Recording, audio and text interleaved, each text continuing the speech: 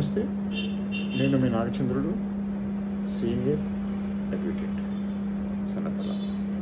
Injection order ఎప్పటి వరకు వ్యాలిడ్గా ఉంటుంది? సాధారణంగా ఇంజెక్షన్ ఆర్డర్ 2 రకాలని చెప్పవచ్చు. ఒకటి తాత్కాలిక ఇంజెక్షన్, 2 పర్మనెంట్ ఇంజెక్షన్. తాత్కాలిక ఇంజెక్షన్ తుది విచారణ వరకు దరఖాస్తుదారుని రక్షించడానికి ఇది మంజూరు చేయబడుతుంది.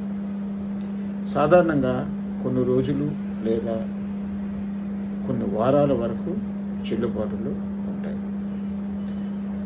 పర్మనెంట్ ఇంజెక్షన్ అనేది దీర్ఘకాలిక పరిష్కారాలు. ఒక కేసులో తుది తీర్పులో భాగం.